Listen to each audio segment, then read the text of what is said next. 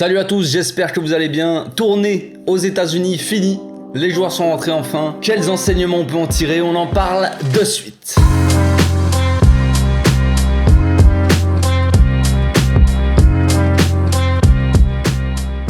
Au passage, n'hésitez pas à vous abonner, liker et commenter. C'est le meilleur moyen de me soutenir et ça fera plaisir à tonton. Fini les vacances, fini la petite tournée aux États-Unis, fini les tours d'hélicoptère. Maintenant, retour à Barcelone, à la Casa des Papel. Les joueurs donc sont de retour et là, ils ont quelques jours de repos, il me semble. Ils vont reprendre peut-être l'entraînement, il me semble. Demain, si je dis pas de bêtises, Xavi leur a donné quelques petits jours de repos. Après un travail assez dur, assez intense là-bas. Déjà, on va commencer par les joueurs, l'impression qu'ils ont laissé, c'est-à-dire les tops, les flops. Quels joueurs ont été au niveau, quels joueurs ne l'ont pas été, quels joueurs nous ont laissé sur notre faim. On va commencer par les tops. Moi, j'ai noté quelques noms. Je vais les donner comme ça, puis après, je développerai un petit peu. On va commencer par Nico. Baldé, Rafinha, Dembélé, Christensen, Araujo et Eric Garcia. Donc évidemment Nico qui, moi je l'ai trouvé très bon en 6 dans ce nouveau poste là. On l'avait vu au poste de relayeur la saison dernière. Là il évolue en 6 pendant la pré-saison. On l'a vu vite fait en défenseur central, mais rien de fou. Donc en 6, moi le Nico il m'a fait rêver hein. Il a apporté tout ce que Busquets ne pouvait pas apporter sans vouloir comparer les deux. Voilà hein, c'est pas ça, mais Busquets on connaît le profil de Busquets. Nico c'est pas exactement le même profil, mais il va apporter des choses que Busquets va lui manquer, c'est-à-dire l'intensité, pressing vraiment physique sur l'homme quoi, parce que Nico il y allait. Donc voilà, j'ai beaucoup aimé l'intensité qu'a mis le joueur, l'engagement, il s'est donné à fond, il a fait les choses bien, il a démarré timidement au début de la pré-saison, il jouait la sécurité un peu à ce poste de 6 où il avait plus l'habitude d'évoluer hein. Donc je l'ai trouvé très bien. Voilà, comme je l'ai dit, un peu tranquille au début. Petit à petit, il était plus à l'aise, il tentait des passes plus vers l'avant, des passes plus risquées aussi, un peu de jeu long. Mais voilà, il mettait un bon pressing sur le milieu de terrain adverse et franchement, j'ai beaucoup aimé Nico. Ensuite, on a Baldé. Évidemment, Baldé qui a impressionné, surtout dans ses derniers matchs. Pareil, lui aussi, il est monté en puissance petit à petit. Il a eu quelques minutes, quelques mi-temps, voilà, où il a joué. Il montrait des belles choses au début, hein. Directement, il a été assez impressionnant. Mais plus on arrivait vers la fin de la pré-saison, plus il se sentait à l'aise dans l'équipe et plus il montrait vraiment des belles choses. C'est pas le même style que Jordi Alba. Baldé c'est un peu plus dans la puissance, dans la vitesse. Vraiment il est plus physique quoi. Jordi Alba c'est plus, il est rapide dans ses accélérations, voilà. Mais après c'est plus Jordi Alba. Bon bref vous connaissez, on va pas faire le tour du joueur. Mais Baldé voilà, on sent qu'il manque d'expérience et de maturité dans son jeu tout ça. Mais vraiment il montre des belles choses, que ça soit dans la vitesse, dans le dribble, dans la percussion et dans les qualités de centre aussi. Mine de rien, il sort avec au moins une passe décisive, il me semble, sur le but de Rafinha là, contre Miami, si je me trompe pas. Son futur n'est pas encore très clair. On va voir, si on signe quelqu'un, c'est possible que Baldé soit prêté, malheureusement. Ensuite, Rafinha, nouveau joueur, il s'est senti comme un poisson dans l'eau. On aurait dit qu'il était déjà dans l'équipe, qu'il était déjà très bien adapté au collectif. Il combinait avec ses coéquipiers comme s'il était là depuis des années. Donc franchement, Rafinha m'a laissé forcément une très bonne impression hein. Il a marqué 2 buts, 2 passes décisives. Voilà, très intéressant dans le jeu, très intéressant dans le repli défensif. Collectivement, tout ça, il s'est très bien adapté, comme je l'ai dit. Il a une qualité de frappe assez exceptionnelle, une qualité de centre très bonne aussi. Donc voilà, il va faire du bien à cette équipe-là, c'est sûr, et il va montrer des belles choses cette année, je le pense. Ensuite, on a le Demboost, comme je l'ai dit, voilà, Dembélé qui aussi monte en puissance. Est-ce que c'est par rapport à la concurrence, le fait qu'il y ait beaucoup de concurrence sur les ailes, peut-être que le Demboost ça le motive. Si c'est ça, tant mieux. Et c'est ce qu'il fallait, hein, les gars. C'est tout simplement normal d'avoir de la concurrence à chaque poste. En tout cas, quasiment tous les postes. De la concurrence dans une équipe de foot, dans une équipe dans le sport, c'est la base en fait. Ça te booste. Forcément, si t'es sûr d'avoir ta place, peu importe comment tu joues, voilà, tu vas te sentir moins motivé. C'est pour ça que Jordi Alba doit avoir une doublure, une concurrence, une vraie concurrence. Mais voilà, le Dembélé, on l'a senti bien, on l'a senti monter en puissance aussi au début. Voilà, c'était pas fou ses premiers matchs, tout ça de pré-saison. Et plus on s'approchait de la fin, pareil, plus il montait en puissance avec son doublé contre la Juve, son autre but contre New York aussi. Il a été bon, franchement, il a été bon. J'avais noté des points un peu négatifs contre la Juve, où défensivement il faisait pas trop les efforts, collectivement c'était pas la folie. Il avait mis ses 2 buts en solo, c'est bien, mais ce qu'on attend aussi c'est du jeu collectif, évidemment. Et contre New York, c'est ce qu'on a vu. On a vu un Dembélé beaucoup plus collectif, avec beaucoup plus de rigueur défensive, et voilà, tout simplement, c'est ce que j'attends de Dembélé, avec un but à la clé en plus. Si Dembélé, parce qu'on sait déjà, il a une bonne qualité de passe, il fait beaucoup de passes décisives, s'il commence en plus de ça à marquer des buts, c'est parfait, c'est parfait. Ensuite, on a la paire Christensen-Garcia, qui a été vraiment très bonne. Tous les matchs, les gars, ils ont joué quasiment, ils ont démarré quasiment tous les matchs, je crois. C'est possible, je sais même plus. Tous les deux ont une bonne qualité de relance. Christensen, il apporte cette intensité, cette agressivité en plus. Mais Garcia, franchement, il a été très bon aussi. Hein. On dit souvent, Eric, voilà, il a une bonne qualité de relance, tout ça. Il a peut-être de l'envie, mais il manque un peu des fois de niaque, d'engagement. Mais là, sur cette pré-saison-là, j'ai pas trouvé. Franchement, j'ai trouvé un Eric Garcia parfait en fait. Un Christensen parfait aussi. Bon, forcément, il y a peut-être deux, trois petites erreurs de temps en temps, mais bon, ça reste des joueurs de foot. Tu peux pas réussir à chaque fois. C'est comme les attaquants ne peuvent pas marquer à chaque frappe non plus. Franchement, la charnière Christensen-Garcia, voilà, très très bonne. Pas beaucoup d'erreurs. Très propre à la relance. Voilà. Après, il va y avoir beaucoup de concurrence dans cette défense-là. Mais les deux ont fait une très bonne pré-saison. Ils ont laissé une très bonne impression. Donc, ça va être bien. Ça va être beau. Les gars, nous, on se retrouvait ces dernières saisons avec une défense en carton, et là maintenant on se retrouve avec beaucoup de défenseurs qui évoluent à un haut niveau, une très forte concurrence. Franchement c'est parfait les gars, ça me donne le sourire. Pour finir, on va finir ce top avec mon petit Ronald, évidemment, qui c'est pas nouveau, mais le petit Ronald a laissé forte impression, surtout pendant le Classico où il a soulevé tout le monde. Vinicius, Rudiger et tout ça. Voilà, un Ronald encore qui continue sur sa lancée de la saison dernière. À voir s'il monte en puissance et s'il devient non pas top 5, top 3 de meilleurs défenseurs, mais tout simplement le meilleur défenseur d'Europe. Je ne sais pas, c'est fort probable. Faudrait qu'il s'améliore par contre, ça c'est un petit truc à noter quand même. Petit point négatif, c'est que niveau relance, voilà, s'il doit jouer à droite de temps en temps, ça va être compliqué. Il faut vraiment que au niveau de la relance, la qualité technique, il faut qu'il la travaille énormément parce que le physique, frère, tu l'as, la qualité de tacle, d'interception, voilà, l'engagement, tout ça tu as. Travaille juste la technique, frère. Pas juste, mais voilà, t'as compris. Faut énormément bosser ça parce que les relances, c'est très compliqué quand même. Quand il est sous pression, c'est du 50-50, hein, pile ou face, quoi. Donc voilà. Petite mention aussi spéciale pour Pjanic quand même. On va pas l'oublier. Pjanic qui a fait un très bon match contre la Juve, principalement. Après, il a fait un bon match aussi contre New York, une rentrée plutôt correcte, tout ça. Pas de problème avec ça. Mais contre la Juve, il a laissé une très bonne impression. Bon, c'était son ancien club, peut-être qu'il avait envie de montrer des belles choses, j'en sais rien. Mais franchement, le Pjanic, il a impressionné. Il a impressionné un peu tout le monde aussi, il a impressionné le staff. C'est fort possible qu'il reste aussi.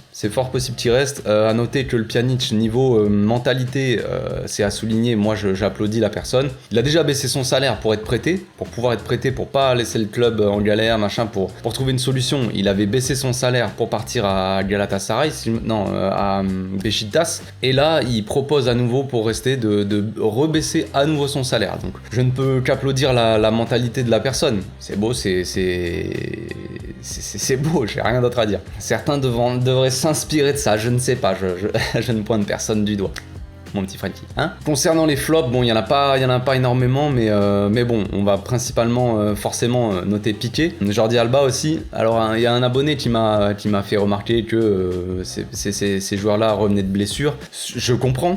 Je l'accepte, j'en prends note, mais quand même, si je dois donner des joueurs qui m'ont donné une mauvaise impression dans cette pré-saison, je ne peux que citer Piqué et Jordi Alba, et aussi Abdé. Abdé m'a pas impressionné du tout, les gars, cette pré-saison. Alors oui, Abdé, il a des qualités de percussion, de dribble, c'est un très bon dribbleur, voilà, il peut sur n'importe quel crochet, il peut te mettre dans le vent n'importe qui, mais c'est tout. Les matchs qu'il a fait, les gars, alors il y a du potentiel chez Abdé, il faut qu'il évolue, faut qu'il lève la tête aussi. Mais collectivement, voilà, pour l'instant, c'est pas du tout ça, je trouve, et il peut devenir un très bon joueur, tout ça, il n'y a pas de problème. Moi, j'aime bien Abdé, mais il lui manque encore vachement de choses pour évoluer au Barça. Hein. Pour être titulaire, n'en parlons pas, quoi. Il y a beaucoup de gens qui critiquent Ferran Torres ou peu importe qui, mais Abdé, les gars, ok, il sait dribbler, il fait des crochets, des beaux crochets, comme à FIFA Street, mais après, pour le reste, il n'y a plus rien, quoi. Le gars ne lève pas la tête, il joue beaucoup trop perso, il fait pas souvent les bons choix, donc voilà, c'est compliqué. Il m'a pas laissé une bonne impression sur le peu de matchs qu'il a fait. Après, voilà, il a pas eu beaucoup sa chance. Quand même, au début, il a joué des bons bouts de match quand même, mais voilà, après, il a eu de moins en moins de minutes et c'était compliqué. Après, Après, on peut noter aussi dans les flops, même si je les mettrais pas vraiment dans les flops, mais c'est des joueurs qui m'ont... c'est pas des joueurs qui m'ont déçu, mais j'en attendais un peu plus quand même. Évidemment, Pedri est en dessous, même si, pareil, ils reviennent d'une longue blessure, tout ça, donc je comprends. Mais voilà, je m'attendais à un meilleur niveau.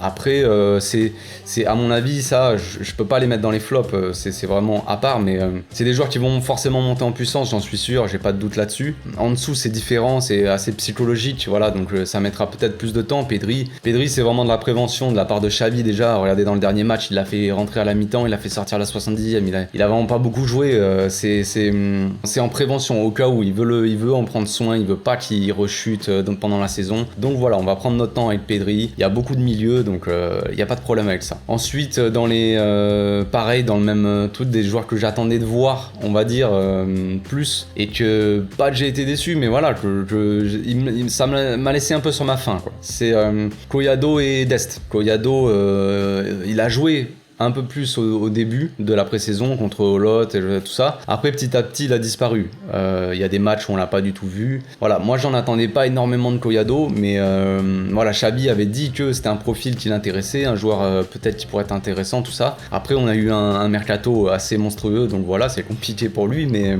voilà, Collado, j'en attendais un peu plus. J'attendais de le voir ce qu'il pouvait faire. On l'a vu un peu faire des trucs intéressants, mais sans plus, et là, il y a de très fortes chances qu'il parte en prêt, donc voilà. Je suis pas vraiment déçu, mais voilà, c'est juste, c'est à noter. Et Dest, Dest, j'en attendais beaucoup plus aussi, quand même. Donc il va pas vraiment dans les flops, mais pareil, je reste sur ma faim. Il a montré quelques petits trucs intéressants, mais sans plus. Pareil pour lui, apparemment, la pré-saison, la tournée aux États-Unis, il a pas laissé une très bonne impression au staff ni à Xavi, donc c'est possible qu'il soit sur le départ. Après, le joueur, c'est toujours pareil, il veut pas partir, donc voilà, c'est toujours un peu compliqué. Quand tu veux pas du joueur, mais le joueur veut absolument en rester, c'est toujours complexe, mais voilà, la situation est telle qu'elle est. Bon, à part ça, dans la pré-saison, moi ce que je retiens aussi, c'est le discours de Lewandowski quand il est arrivé, ce qu'il peut apporter à l'équipe. Il se cache pas, déjà, le Robert, il hésite pas à prendre la pression sur lui, dire que il va essayer de mener ses coéquipiers très loin. En gros, je vais montrer l'exemple, tout ça, il avait fait une interview à ESPN là, il allait pas hésiter à être un peu le leader de cette équipe, de l'attaque en tout cas. Voilà, mais après, pas forcément le leader par la parole, il va pas ouvrir sa tronche et tout ça, mais on le voit déjà sur le terrain, il encourage beaucoup ses coéquipiers quand il rate des choses, que ça soit en dessous Fati, Dembélé, tout ça. Si la passe est un peu loupée, il va pas se plaindre sur le gars, lui gueuler dessus, il va l'encourager, il va applaudir, il va motiver, essayer de motiver un peu ses partenaires. Donc lui, voilà, comme il l'a dit, il va pas forcément avoir du leadership par sa parole, mais par son langage corporel. On voit l'engagement qu'il met à l'entraînement tous les jours, il motive ses coéquipiers à repousser leurs limites et se donner à fond. Et comme je l'ai dit, c'est en montrant l'exemple, déjà principalement. C'est bien de dire d'ouvrir sa tronche et de motiver les joueurs, mais si tu montres pas l'exemple après, c'est pas pareil. On peut prendre l'exemple de Piqué, je dis pas que Piqué ne fait rien à l'entraînement, mais par exemple, Piqué il va motiver ses troupes, ok, mais après à l'entraînement, s'il est là en train de trottiner, machin, ok, c'est différent. Lewandowski, les gars, à l'entraînement, c'est le premier à se donner à fond. Il a dit aussi qu'il dirait à ses coéquipiers, par exemple, que peu importe le nombre de buts qu'on marque, on peut toujours en marquer plus. C'est ça aussi la mentalité de gagnant et d'aller toujours plus loin aussi. Il a dit que le plus important, voilà, c'est pas ce que vous dites, mais ce que vous montrez avec votre langage corporel. Il a insisté là-dessus. Il a dit, voilà, ce que vous attendez de vous-même, repousser ses limites, ses propres limites, quoi, et se donner à fond tout le temps à l'entraînement. Donc ça, c'est un truc que je retiens aussi de la pré-saison, c'est la mentalité de Lewandowski, ce qu'il va apporter collectivement à toute l'équipe, que ça soit même les cadres ou les plus jeunes. Et ça, c'est bon, ça. Comme vous avez pu le voir aussi, il y a la situation Frenkie, la gestion du joueur qui a été assez spéciale pendant cette pré-saison. La situation, elle est délicate. Les choses, elles ont pas changé. Voilà, le club veut toujours que Frenkie parte. Frenkie ne veut toujours pas partir. À voir, maintenant, ils vont essayer de gérer sa baisse de salaire, tout ça, mais ça s'annonce compliqué, encore une fois. Ça va... Maintenant que la pré-saison est finie, on va pouvoir s'occuper de tout ça, mais voilà, pour le moment, sa gestion pendant la pré-saison a été spéciale. On n'a plus l'impression que Frenkie est le premier choix au milieu de terrain, ou le deuxième. Disons que le premier, le gars indiscutable, c'était Pedri. Pas forcément pendant la pré-saison, mais en général, comme ça, au poste de relayeur, t'as Pedri. Et à côté, pour l'accompagner, ça se joue entre Gavi, Kessié et Frenkie.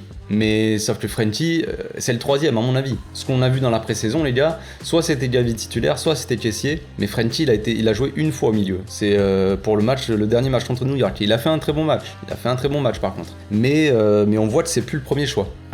Alors est-ce que Xavi l'a pas trop fait jouer parce qu'il pense qu'il sera plus là, ou est-ce que tout simplement il pense que Gavi et Kessié seront devant lui, voilà, en termes de profil, tout ça, ils sont plus intéressants, je ne sais pas. Xavi a dit que c'était pas une punition d'avoir mis le joueur en défense, il voulait juste le tester à ce poste-là, comme Nico. En attendant, on voit bien que Frenkie ne tiendra pas un premier rôle cette saison, mais visiblement le joueur veut quand même rester, donc on verra ce qui se passe. Pour moi, la meilleure solution, c'est, pour tout le monde en tout cas, c'est un départ.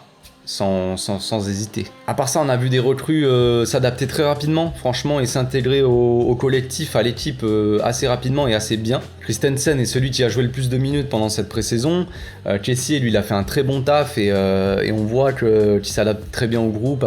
On le voit avec plusieurs personnes, tout ça, rigoler, motivé aussi. On le voit à l'entraînement, rigoler avec avec ses coéquipiers. Enfin, voilà, l'adaptation paraît se passer vraiment très bien. Après, il a manqué son petit but. Il a eu, c'est dommage. Il a eu des occasions de mettre un ou deux buts en pré-saison. Il l'a pas fait. Il attend peut-être le début de la saison pour être un peu plus décisif. Bon, voilà, on verra. Lewandowski aussi s'est bien adapté au jeu. Il apporte sa qualité technique en revenant participer collectivement. Voilà, c'est bien. Évidemment, on attend toujours un but. Je ne doute pas que ça va arriver. Mais je pense qu'il attend. Il attend d'avoir le bon numéro sur le dos, je pense, pour mettre son but. Mais voilà, déjà collectivement, Lewandowski il apporte quand même beaucoup par sa qualité technique. Quand tu balances un ballon dégueulasse ou un long ballon compliqué à avoir, tout ça, il va faire le bon contrôle, tout ça. Parce que je veux pas le comparer au Aubameyang, mais c'est quand même pas le même style de joueur. Aubameyang, il faut le lancer vraiment dans la profondeur, qu'il soit devant les buts et qu'il claque. Lewandowski, il peut jouer en faux neuf, participer au jeu, il a la qualité technique et tout ça, et même pour lancer ses ailiers aussi, on l'a vu dans les derniers matchs, donc ça c'est intéressant. En tout cas voilà, l'équipe a bien accueilli les nouveaux, que ce soit les cadres ou même les jeunes, ils ont fait en sorte que les nouveaux se sentent bien accueillis et s'adaptent au collectif, à l'équipe, et ça c'est à noter, franchement c'est top, ça se passe très bien. Comme on a l'habitude de l'entendre, hein, le groupe vit bien, comme dit Deschamps. Ah ouais, on a fait un bon match. Enfin bref, une pré-saison aux States, c'est assez agréable pour une équipe, hein, comme vous en doutez. T'as l'impression de partir un peu en vacances ou en team building. Pour ceux qui savent pas trop ce que c'est, team building, c'est quand tu pars avec tes collègues de taf en week-end ou quoi pour faire des activités, pour souder un peu l'équipe. Donc c'était un peu ça le voyage aux États-Unis. En plus d'avoir fait des activités, des soirées Spotify, de l'hélicoptère à New York, rencontrer des stars, rencontrer des joueurs de football américain, voilà, ils ont fait beaucoup de choses comme ça. Et à côté, ils ont bossé aussi, énormément, ils ont bossé à fond, ils se sont donnés à fond à l'entraînement. Ils ont pris les matchs au sérieux, ça s'est vu dans l'attitude des joueurs. Christensen et Garcia, les gars, ils jouaient leur match comme si c'était des finales de Ligue des Champions, hein. Donc Nico s'est donné à fond, Rafinha il brille déjà, mais aussi à l'entraînement, on voit les joueurs souffrir tous ensemble, vraiment se donner à fond. Tu les voyais courir à un moment, ils étaient sous 40 degrés, là, ils avaient décalé des entraînements le soir tellement qu'il faisait chaud, mais ils cavalaient comme des porcs. Et franchement, c'est beau, ils bossent vraiment dur. Du coup, on en vient au dernier chapitre de cette vidéo, le travail. On a vu une équipe repousser ses limites à l'entraînement, comme je viens de le dire. Sur certains matchs, les joueurs pouvaient paraître un peu fatigués. On pouvait se poser des questions et se dire peut-être c'est un peu bizarre, l'équipe paraît pas en forme ou tout ça. On pouvait dire bon...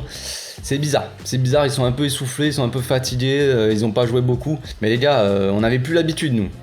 Ça peut se comprendre, on n'a plus l'habitude, c'est plus dans notre cerveau, ça. Des joueurs qui font une pré-saison de ouf et qui travaillent comme des porcs et qui après en match, ils sont un peu fatigués. Et on se dit, mais c'est bizarre, c'est pas normal, normalement ils devraient être en forme. Et ouais, mais on a pris l'habitude des entraînements où tu te routines 5 minutes et c'est fini. Après, tu fais des passes à 10 et c'est fini l'entraînement. Donc évidemment, là, c'est différent. Le travail paye, les gars. Voilà, pendant une saison, le travail paye et j'espère que Xavi nous montrera de belles choses avec une vraie prépa qu'il n'avait pas pu avoir quand il est arrivé. L'évolution physique aussi des joueurs, les gars, est assez impressionnante. L'évolution physique. On voit beaucoup de joueurs avec des épaules, des bras, ils ont doublé de volume, tu sais. Bon, après, voilà, il y avait déjà Lewandowski qui était monstrueux, mais voilà, on a d'autres joueurs de l'équipe qui ont doublé de volume. Après, pour certains, comme Ansu, comme Pedri, tu vois qu'ils ont pris du muscle, mais c'était avant la pré-saison. Mais il y en a d'autres. Quasi toute l'équipe, les gars, commence à être costaud. Je sais pas si c'est Lewandowski qui a ramené ça d'Allemagne ou quoi, mais ça devrait faire du bien aussi à l'équipe. Un peu de fraîcheur physique, quoi. Tu te sens un peu mieux. Même Busquets, les gars. Même Busquets, j'ai l'impression qu'il a pris des bras.